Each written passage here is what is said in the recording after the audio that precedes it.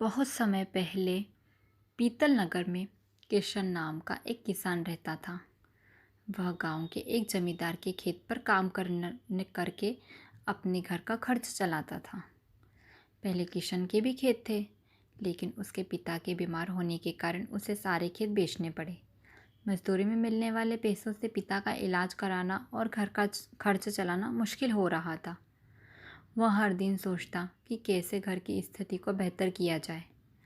आज भी वह इसी सोच के साथ किशन सुबह सुबह जमींदार के खेत में काम करने के लिए निकल गया। खुदाई करके समय उसकी कुदाल किसी धातु से टकराई और उससे तेज आवाज़ हुई। किशन के मन में हुआ कि आखिर ऐसा क्या है। उसने तुरंत उस हिस्से को खोदा तो वहाँ एक बड़ा सा पीतल का तपेला निकला। तपेला देखकर किशन दुखी हो गया।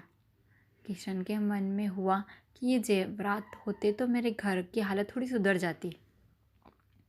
फिर किशन ने सोचा कि चलो अब खाना ही खा लेता हूँ।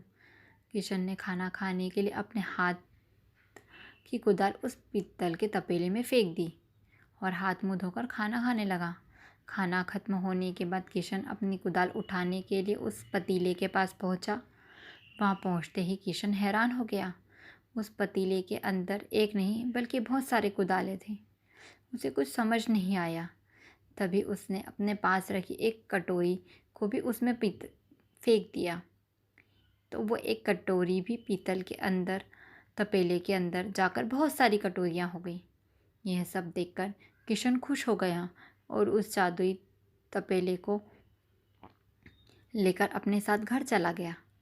वह हर दिन उस बर्तन में अपने कुछ औजार डालता और वो ज़्यादा हो जाते और तब उसे जाकर बेच देता। ऐसा करते करते किशन के घर की हालत सुधरने लगी। उसने इसी तरह बहुत पैसा कमाया, अपने पिता का इलाज भी करवाया। एक दिन किशन कुछ गहने खरीदने और उन्हें तपेले में डालकर ला दिया। वे गहने बहुत सारे बन गए। इसी तरह धीरे धीरे किशन अमीर होने लगा। उसने ज़मींदार के यहाँ मजदूरी करना भी छोड़ दिया। किशन को अमीर होता देख जमींदार मोहन को किशन पर शक हुआ। वह सीधे किशन के घर पहुंचा। वहाँ उसे जादुई पतीले के बारे में पता लगा। उसने किशन से पूछा, तुमने यह पतीला कब और किसके घर से चुराया है? डरी हुई आवाज़ में किशन बोला, साहब, यह पतीला मुझे खेतों में खुदाई के समय मिला था। मैंने किसी के घर चोरी नहीं की।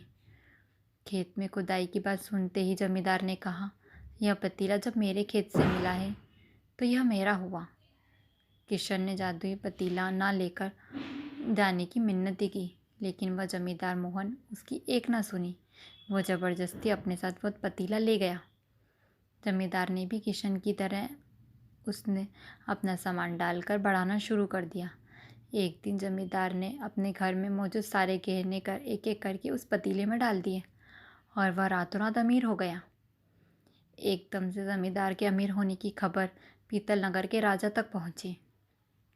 पता लगाने पर राजा को जादुई पतीले की जानकारी मिली। फिर क्या था, राजा ने तुरंत अपने लोगों को भेजकर जमींदार के यहाँ से वो पतीला राजमहल मंगवा लिया। राजमहल में उस जादुई पतीले को पहुँचते ही राजा ने अपने आसपास मौजूद सामान उसमें डालना शुरू कर दिया। सामान को बढ़ता देख राजा दंग रह गया। होते होते आखिर में राजा खुद उस पतीले के अंदर चला गया। देखते ही देखते उस पतीले से बहुत सारे राजा निकल आए। पतीले से निकला हर राजा बोलता, मैं पीतल नगर का असली राजा हूँ, तुम्हें तो इस जादुई पतीले ने बनाया है। ऐसे होते होते सारे राजा आपस में लड़ने लगे और मर गए। लड़ाई के दौरान वो पतीला भी टूट गया। जादुई पतीले के कारण राजमहल में हुई भयानक लड़ाई के बारे में सबको पता चला। इस बात की जानकारी मिलते ही मजदूर किशन और जमींदार मोहन ने सोचा, अच्छा हुआ हमने उस पतीले का इस्तेमाल सही किया और उस राजा ने अपनी मूर्खता के कारण अपनी ही जान गंवा दी और उसे खो बैठा। इस कहानी से हमें यह सीख मिलती है कि पहले मूर्खता का अंत बुरा ही होता है और दूसरी कि हर सामान का इस्तेमाल संभल कर करना चाहिए। अति हानिकारक होती है। किसी भी चीज़ का अति इस्तेमाल हमें दुखदाई हो सकता है। धन्यवाद।